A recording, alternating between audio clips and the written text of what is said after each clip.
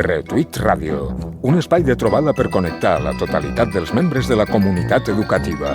Retuit Ràdio, un programa que compta amb la col·laboració dels centres educatius de Benicarló, amb el suport de l'Ajuntament i l'impuls de la Conselleria d'Educació. Retuit Ràdio, ara sí que estem connectats i connectades.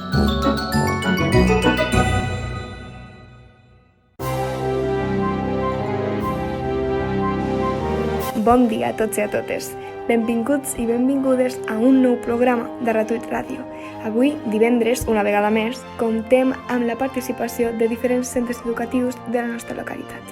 Començarem el programa amb l'IES Ramon Cid, continuarem amb el Col·legi Marquès de Benicarló, després amb la participació de l'Institut Coromines i per a finalitzar amb l'especial del Conservatori.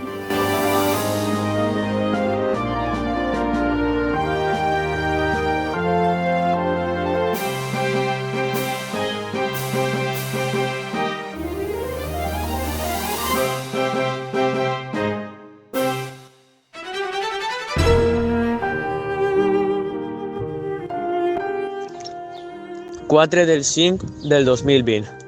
Avui m'alço cansat. No tinc res millor que fer que seguir al llit fins les 10. Porto una hora al llit i encara no se m'ha passat pel cap alçar-me a fer alguna més que mirar el mòbil. Després penso que hauria fer una mica de deures, així que fas biologia. Se m'olvida desayunar i arribo fa molt lent al dinar. Al dinar ma mare m'ha fet uns macarrons en bolognesa que estan molt bons. Crec que és la millor cosa que m'ha passat en la setmana. 5 del maig de 2020. Avui he passat molt mala nit. La veritat és que cada dia me resulta pitjor. No puc fer res millor que agafar la tablet i veure Rick i Morty, una sèrie que he descobert esta quarantena i m'està agradant bastant. Va sobre un avi i el seu net que van viatjant per l'espai. Aunque parega una sèrie molt nyonya i molt tonta, és una sèrie no apta per a menors de 18 anys per el seu gran contingut tan escatològic, ple de sang i un humor molt negre. Però no així, m'agrada bastant. Segueixo mirant-la tot el dia. Ignoro qualsevol responsabilitat estudiantil o de casa, així que me pareix perfecte. 6 de maig de 2020. Avui dormo molt mal. Porto una ratxa que no puc dormir bé. Penso que algo me pot atormentar. Almenys avui decideixo a ficar-me a les 9 a estudiar i aconsegueixo fer tota la feina traça que tenia, ja que, sense voler, se m'havien oblidat coses per la meva indisposició a Aules. Aules, aquesta meravellosa plataforma. Me queixo durant mitja hora a ma mare de que Aules no va bé. I a la sexta vegada en tota la quarantena que me queixo d'Aules a ma mare. Pobra senyora, té que estar molt farta de mi. A pesar d'això, segueixo fent música. La veritat és que música és una assignatura que m'agrada bastant i és la que menys pesa me resulta, ja que té una gran variabilitat. Això sí, segueixo sense entregar la feina de música a temps. 7 de maig de 2020. El dia anterior me'n vaig anar a dormir a les 10 i vaig poder dormir fins les 12. Aunque me sentiga molt més calmat, segueix algo en el meu interior que me diu que no estic bé del tot, en lo qual penso que hauria anar més a dormir a les 10 i no a les 12 com estava acostumbrat l'última setmana. La veritat és que portava molt bona ratxa anar a dormir sempre a les 10:30, però un dia vaig deixar-lo, no sé per què encara. Avui, almenys, he sortit al carrer. Encara no sé per què. Primera vegada que surto al carrer unes quantes setmanes i la veritat és que estava millor a casa. També pot ser perquè tinc una casa gran i no crec que tinc la necessitat de sortir al carrer. Suposo que la meva casa és un excés el qual abuso suficient. És a dir, també, si tinguera una casa més menuda no sé com sortiria d'esta, ja que lo inquiet que sóc no podria estar més de 2 minuts al sofà. Per la tarda, almenys, faig alguna amb la família i veiem Prometheus, una prolongació de la trilogia de Alien. Després de ficar la meva crítica a Filmaniac i qualificant la pel·lícula com horrible, me'n vaig a sopar.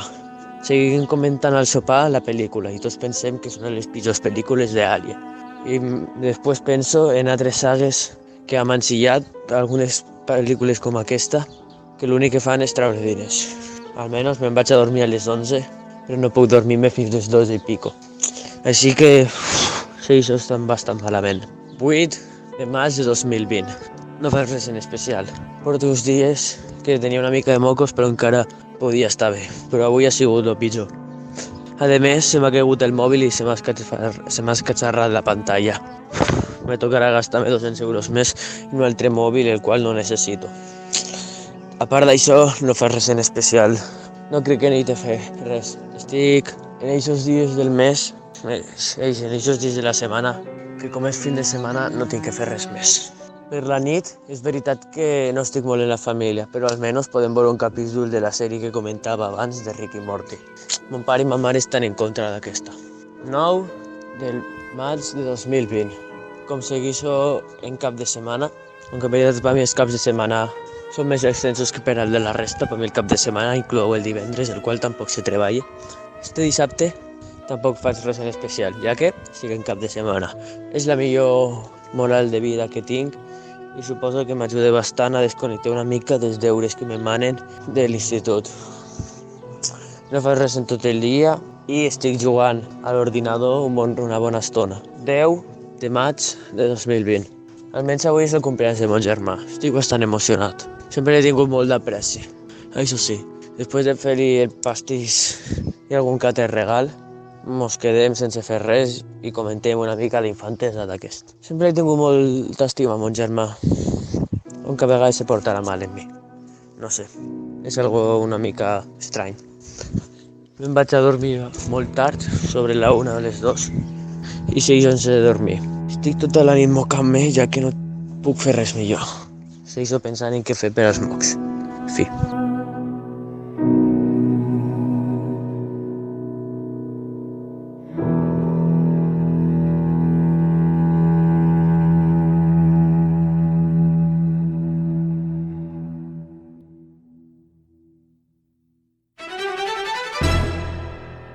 Xiquets, xiquetes, famílies i mestres. Avui presentem un programa molt especial, la gala al micròfon d'or del Marquès. El micròfon d'or més especial és per al nostre alumnat i les famílies, per la banda sonora Los Increïbles, per ser els nostres superherois i el seu bon comportament durant aquest període. Som Marquès i la meva mare i la meva germana i jo van anar al Marquès. Al Marquès vaig passar els millors anys de la meva vida, infància. Allí vaig fer grans amics i vaig tindre els millors mestres. Som Marquès perquè som una família. Fem Marquès perquè volem el millor per als nostres fills. Som Marquès perquè estem molt contents. Som Marquès perquè som una família.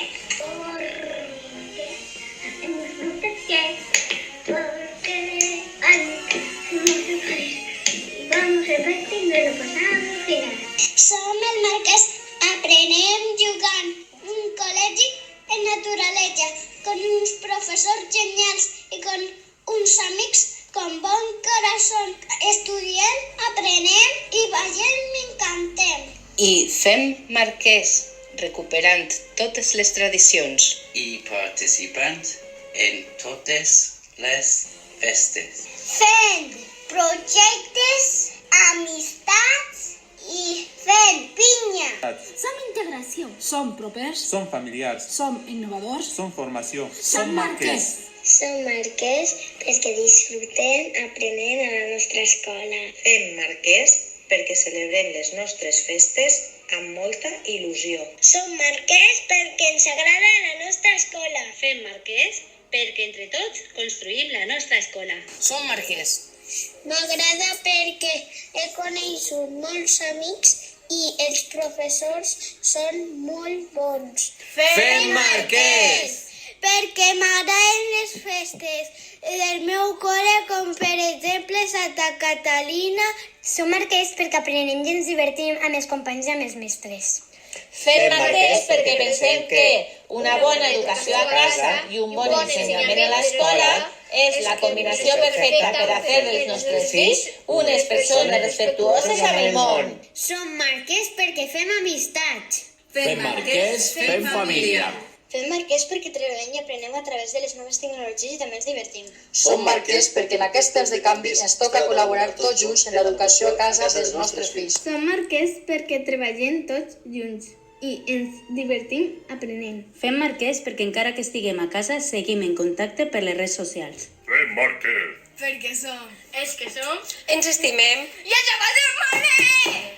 Som marquès perquè juguem, creixem i aprenem al mateix temps. Som marquès perquè després de 9 anys seguim amb la mateixa il·lusió del primer dia. Fem marquès perquè de generació en generació els nostres fills han rebut una educació modernitzada i adaptada als temps que corrien. Som marquès perquè cada dia ens espera una nova sorpresa a l'escola. Fem projectes, utilitzem les noves tecnologies y ens divertim en cada actividad. Fem marqués porque mis 3 hijas van muy contentas al colegio. Sus maestros son muy atentos y cariñosos y los preparan muy bien para el instituto.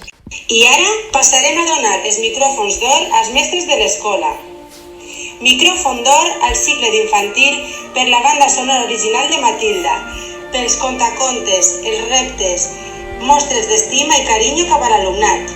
Micròfon d'or al cicle dels menuts per la banda sonora original de Harry Potter, pels trucs de màgia, els encanteris amb els embarbussaments o jocs horàrios. Micròfon d'or al cicle dels grans per la banda sonora original a la pel·lícula La Red Social, per haver-se adaptat a través de les TIC, les TAC i ser uns autèntics experts amb l'ordinador.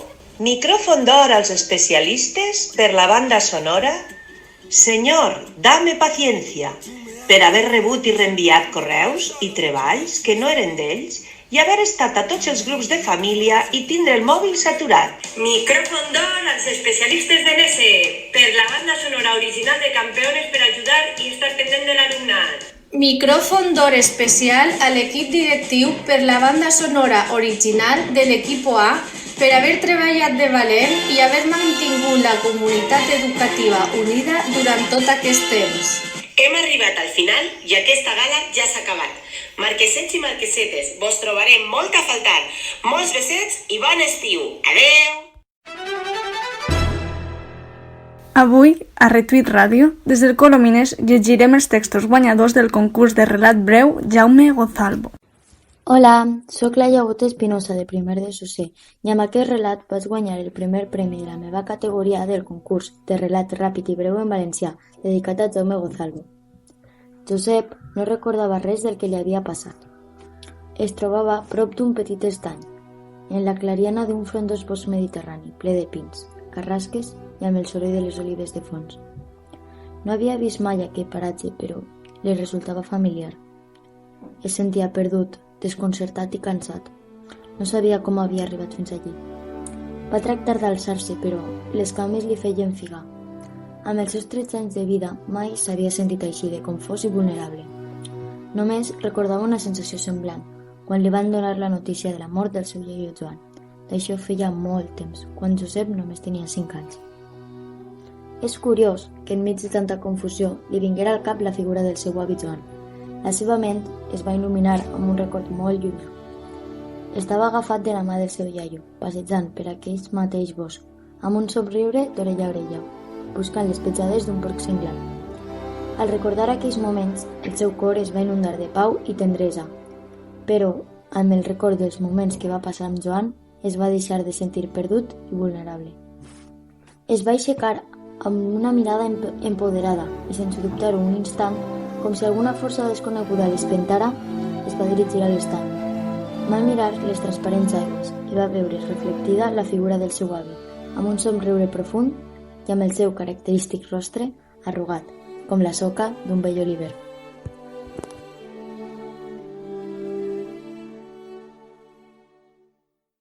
Bon dia, soc Bruno Biol Mullas, alumne de quart d'ESO a l'IES Joan Coromines i guanyador del primer premi del concurs de relat ràpid i breu en valencià Jaume Gozalvo, en la categoria de tercer i quart d'ESO, amb el relat Els batecs de la foscor.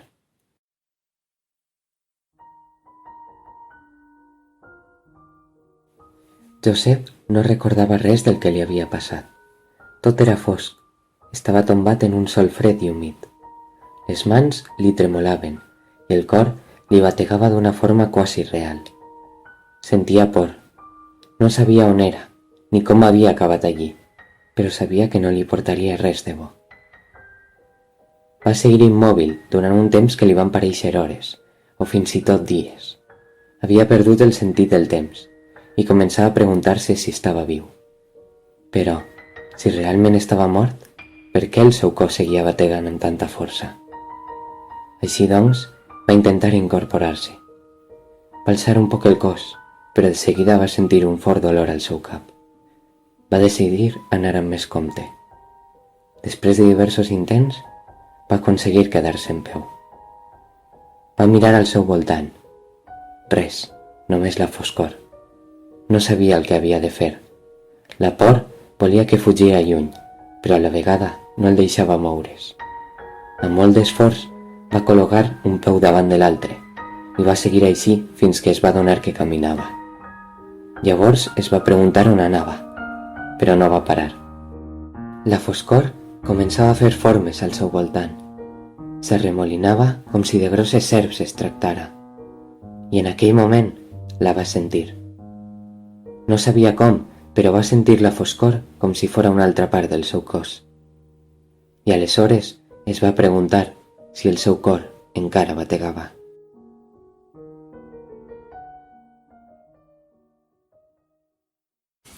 Soc Marta, de segon de batxillerat, i amb aquest text vaig guanyar el primer premi de la primera categoria del concurs de relats Jaume Gozalvo.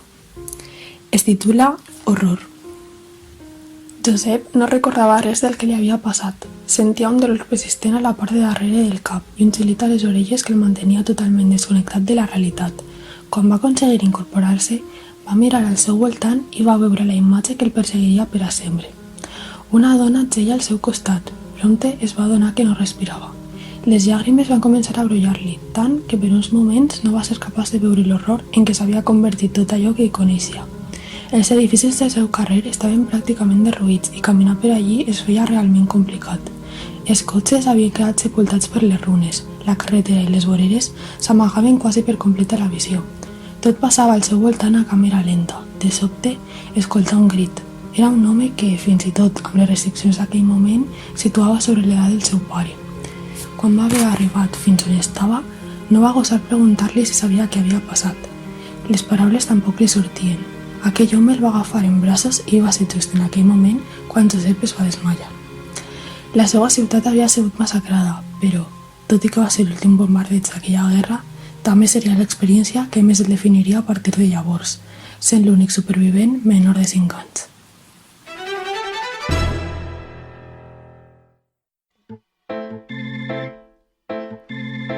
Avui vos vaig a parlar d'un moviment musical iniciat a mitjan del segle XIX i a mitjan del segle XX va acabar. Aquest moviment es refereix a l'ús de materials que són reconeguts com a nacionals, cançons balls, ritmes populars. El nacionalisme musical va ser una reacció contra el domini clàssic europeu i aquesta tradició en contra dels estàndards establerts pels italians, francesos i especialment italians. Va ser més prominent a Escòcia, a Irlanda i en Gal·les que en Anglaterra. Aquests països sempre han tingut una gran connexió amb la seva herència.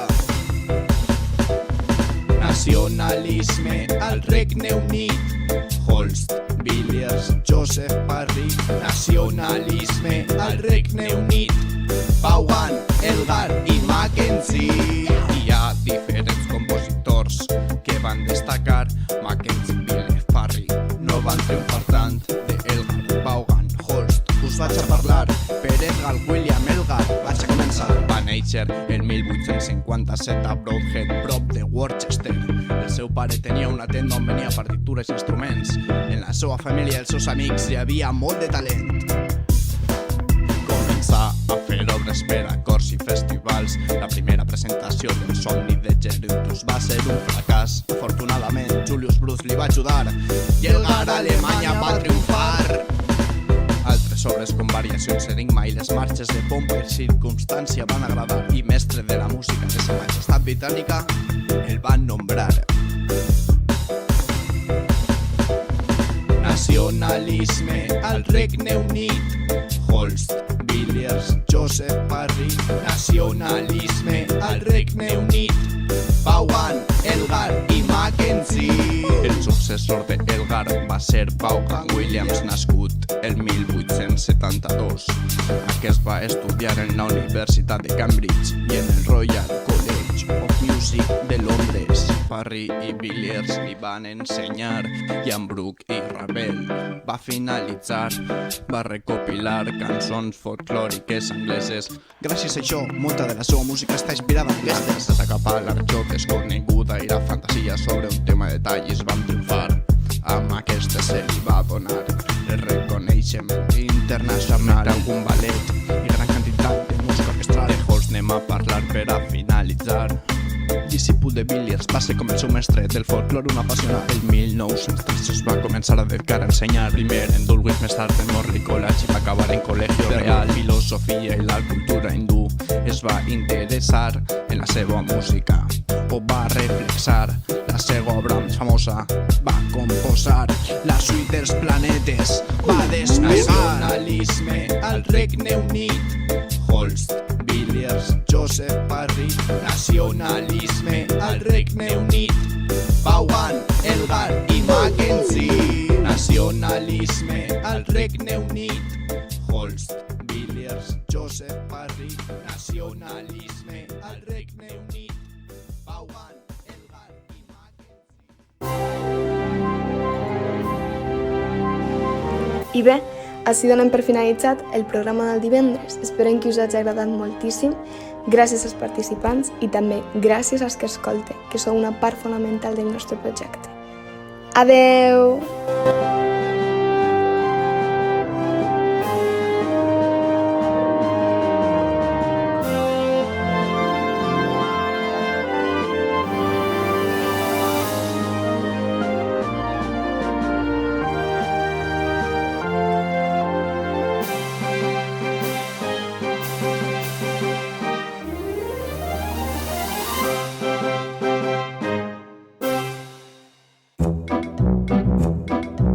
Retuit Ràdio, un espai de trobada per connectar la totalitat de... Retuit Ràdio, un espai de trobada per connectar la totalitat dels membres de la comunitat educativa. Retuit Ràdio, un programa que compta amb la col·laboració dels centres educatius de Benicarló, amb el suport de l'Ajuntament i l'impuls de la Conselleria d'Educació. Retuit Ràdio, ara sí que estem connectats i connectades.